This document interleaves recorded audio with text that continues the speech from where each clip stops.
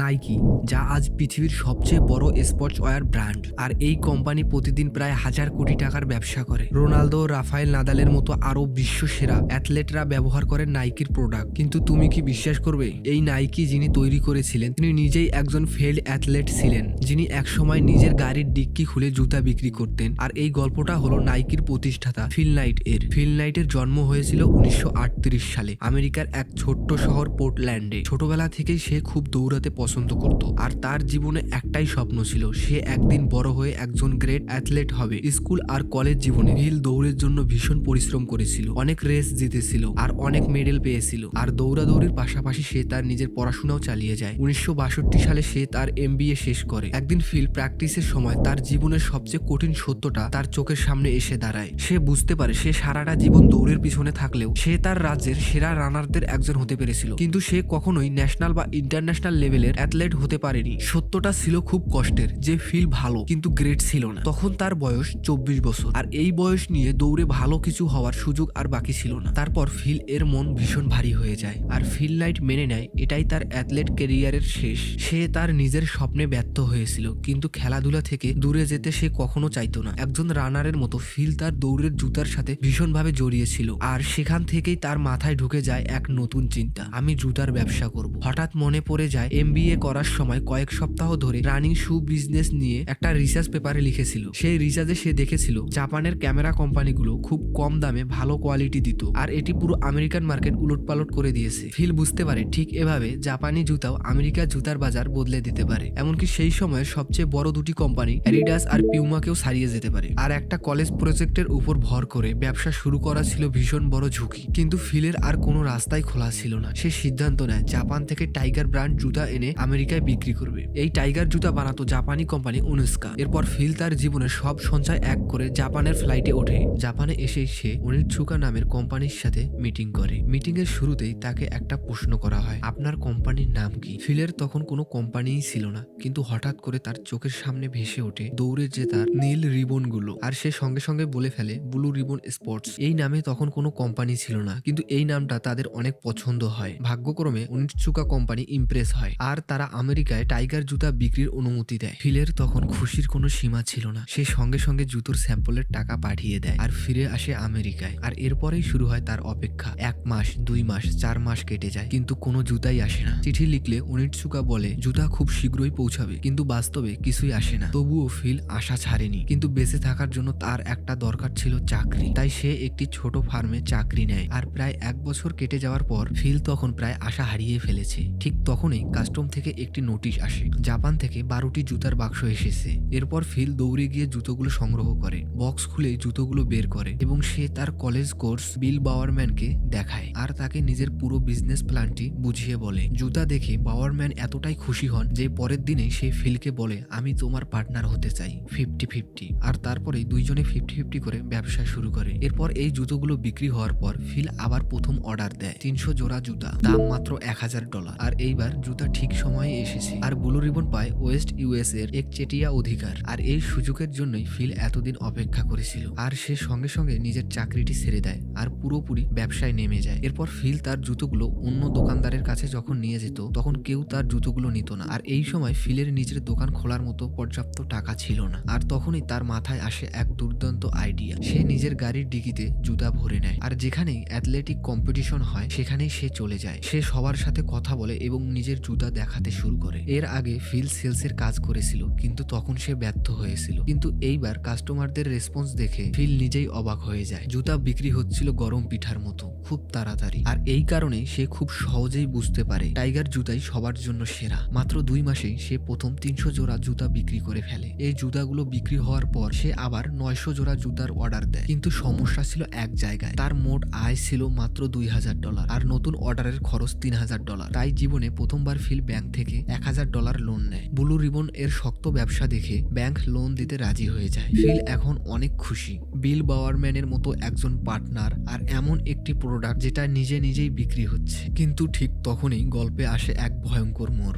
একজন wrestling coach ফিলকে চিঠি লেখে। সে দাবি করে সে জাপানে ওনিটসুকা এর সাথে মিটিং করে এসেছে, আর ওনিটসুকা তাকে দিয়েছে পুরো আমেরিকার এক্সক্লুসিভ ডিস্ট্রিবিউটরশিপ। সে ফিলকে আদেশ দেয় খুব তাড়াতাড়ি টাইগার জুতার ব্যবসা বন্ধ করতে। মাত্র 2 মাস হলো ফিল এর ব্যবসা শুরু করা। সবকিছু আবার ধ্বংস হয়ে যাওয়ার পথে। ফিল সঙ্গে সঙ্গে অনিচ্ছুকাকে চিঠি লেখে ব্যাখ্যা চেয়ে, কিন্তু পরে আর কোনো উত্তর আসেনি। তাই ফিল সিদ্ধান্ত নেয় সে আবার জাপান যাবে আর অনিচ্ছুকা এর মুখোমুখি হবে। মিটিং এ ফিল স্পষ্টভাবে বলে তার সাথে কিভাবে অন্যায় করা হয়েছে। সে নিজের শক্ত সেলস দেখায়, ভবিষ্যৎ প্ল্যান ব্যাখ্যা করে। পরের দিন সে সরাসরি কোম্পানির মালিক মিস্টার অনিচ্ছুকা এর সাথে দেখা করে। মিস্টার অনিচ্ছুকা এক দেখাতেই ফিলকে বিশ্বাস করে ফেলেন। শেষ পর্যন্ত মিস্টার অনিচ্ছুকা আবারও ফিলকে আবার ব্যবসা করতে দেয়, কিন্তু তখনও পুরোপুরি সমস্যার সমাধান হয়নি। ব্যবসার প্রথম বছর শেষে ব্লু রিবন তার মোট বিক্রি দাঁড়ায় মাত্র $8,000। ব্যবসা বাড়ানোর জন্য তারা আরেক শহরে কাজ শুরু করে আর একজন সেলম্যান নিয়োগ দেয়, তার নাম জেফ জনসন। এভাবে দ্বিতীয় বছরে বিক্রি বেড়ে দাঁড়ায় $16,000। এর মানে ব্যবসা প্রায় ডবল। কিন্তু অবাক করার বিষয় হলো এই ডবল হওয়াটাই তাদের জন্য সবচেয়ে বড় সমস্যায় পরিণত হয়। ফিল চাইছিল খুব দ্রুত বড় হতে। সে একটা শিপমেন্ট বিক্রি করলে সে পরের অর্ডার ডবল বা ট্রিপল করে দিত। এর ফলে যা আয় হতো সে সবটুকু ঢেলে দিত নতুন অর্ডারের জন্য, আর তার উপর আবার ব্যাংক থেকেও লোন নিতে হতো। আর এক বছরের মধ্যেই ব্লু রিবন এর ঘাড়ে $1,000 ঋণ হয়ে দাঁড়ায় আর তার ক্যাশ ফ্লো হয়ে যায় নেগেটিভ। একসময় ব্যাংক স্পষ্ট করে বলে দেয় আর তাকে কোনো লোন দেওয়া সম্ভব না। হঠাৎ করে ব্যবসা চালানোর মতো আর কোনো টাকাই থাকলো না। ব্লু রিবনকে বাঁচাতে ফিলকে যে কোনো ভাবে টাকা জোগাড় করতে হবে। তাই সে আগের পুরনো চাকরিটি নেয় আর নিজের পুরো বেতন ব্যবসায় ঢালতে শুরু করে। অন্যদিকে তার পার্টনার বিল বাওয়ারম্যান চুপচাপ আরেকটি কাজ করে যাচ্ছিল। সে টাইগার জুতোগুলো আরো ভালো করার চেষ্টা করছিল। বাওয়ারম্যান বুঝতে পারে আমেরিকার শরীর জাপানিদের তুলনায় লম্বা আর ভারী, তাই এদের জুতাও এরকম হলে হবে না। সে টাইগার জুতা কেটে কেটে কয়েক অংশে ভাগ করে এবং একটি আরেকটির সঙ্গে মিশিয়ে নানা এক্সপেরিমেন্ট করতে থাকে। এরপর বিভিন্ন টাইগার মডেলের সেরা ফিচারগুলো এক এক করে আমেরিকানদের জন্য একটি পারফেক্ট জুতা বানায়। এই জুতার নাম রাখা হয় কর্টেজ।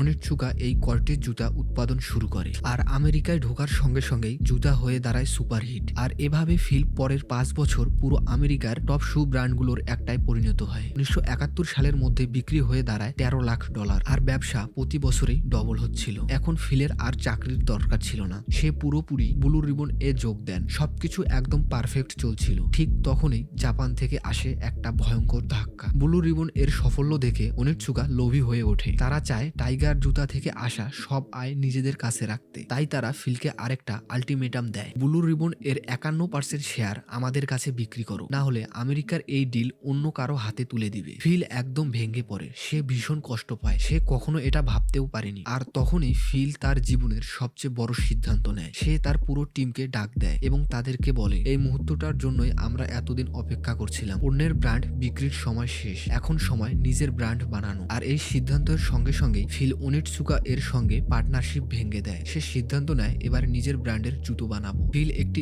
স্টুডেন্টের দ্বারায় তার জুতোর লোগো তৈরি করে নেয় আর এরপর ব্র্যান্ডের নাম রাখা হয় নাইকি। আর গ্রিক ভাষায় নাইকি এর মানে হলো জয়ের দেবী। আর এই নামটা সবারই পছন্দ হয়ে গেল। আর সেখান থেকে জন্ম নেয় একটি নাম যেটা একদিন পুরো পৃথিবী চিনবে, নাইকি। এরপর নাইকি এর ডিজাইন শুরু হয়, জুতা তৈরির কাজ শুরু করে। অবশেষে 30 মে 1971 সালে পুরো বিশ্বের জন্য আনুষ্ঠানিকভাবে লঞ্চ হয় নাইকি জুতোর ব্র্যান্ড। কিন্তু আজকের মতো তখন নাইকি নামটা কেউ চিনত না। এডিডাস, পুমা আর টাইগার এর মতো বিশাল বড় ব্র্যান্ড ছিল প্রতিযোগিতা। তারা চাইলে এই নতুন ব্র্যান্ডকে গুড়িয়ে দিতে পারত। আর ফিল তখন একটি মার্কেটিং এর চিন্তা মাথায় আনে যেটা 1970 এর দশকে কেউ ব্যবহার করেনি। তারা লক্ষ্য করলো রানাররা সেই জুতাই পরতে চায় যেটা বিশ্বের সেরা অ্যাথলেটররা পরে। আর এই চিন্তা থেকেই নাইকি ডিল করে তৎকালীন সেরা রানার স্টিভ প্রিফন্টেন এর সাথে। বছরে মাত্র $5,000 বিনিয়োগে সে নাইকি প্রমোট করবে। এভাবে নাইকি হয়ে ওঠে প্রথম দিকের ব্র্যান্ডগুলোর একটা। এরপর ফিল সেলস টিম বাছাই করা শুরু করে। নাইকি সবসময় এমন সেলস টিম নেয় যারা নিজেরাই অ্যাথলেট অথবা খেলাধুলার প্রতি ভীষণ আগ্রহী। এর ফলে তারা কাস্টমারদের সমস্যা আর প্রয়োজন খুব ভালোভাবে বুঝতে পারে। 1980 সালের মধ্যে নাইকি এর কর্মীর সংখ্যা দাঁড়ায় 2070 জন। বিক্রি পৌঁছে যায় $270 মিলিয়ন।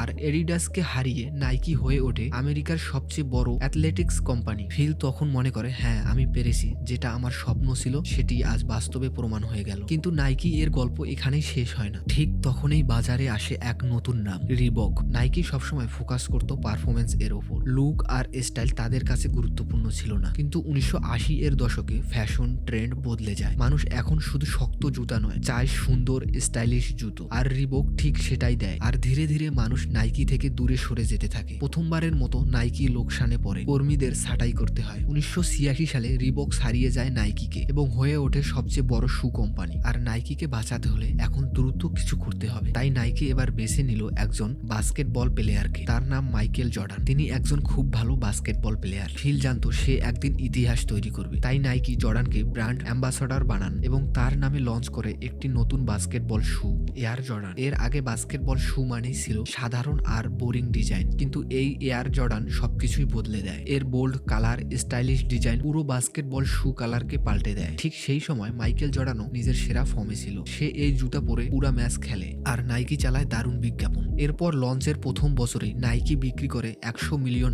এয়ার জর্ডান এবং আবারও ফিবককে পিছনে ফেলে দেয়। আর এই সাফল্যের পর নাইকি আর থেমে থাকেনি। 1990 এর দশকে তারা পুরো বিশ্বে ছড়িয়ে পড়ে, একটার পর একটা দেশ জয় করে, জুতা ছাড়াও আরো অন্যান্য প্রোডাক্টে প্রবেশ করে। আর আজ নাইকি হলো পৃথিবীর সবচেয়ে বড় স্পোর্টস ওয়্যার ব্র্যান্ড, যার ভ্যালু প্রায় 12 লাখ কোটি টাকা। নাইকি এর ট্যাগলাইন শুধু একটা কথাই বলে, জাস্ট ডু ইট। বন্ধুরা, আমাদের জীবনের পথে আমরা সবাই চলি, কিন্তু এই পথ কখনোই সোজা নয়। প্রতিদিন প্রতিটা মানুষ কোনো না কোনোভাবেই ব্যর্থতার মুখোমুখি হয়। কখনো স্বপ্ন ভেঙে যায়, কখনো আশা ক্লান্ত হয়ে পড়ে। কিন্তু মনে রাখবে, ব্যর্থতা মানেই শেষ নয়, ব্যর্থতা মানে থেমে যাওয়ার সংকেত নয়, ব্যর্থতা মানে হলো শেখার আরেকটা সুযোগ। বন্ধুরা, ভিডিওটা কেমন লেগেছে অবশ্যই কমেন্টে তোমাদের মতামত জানাবে।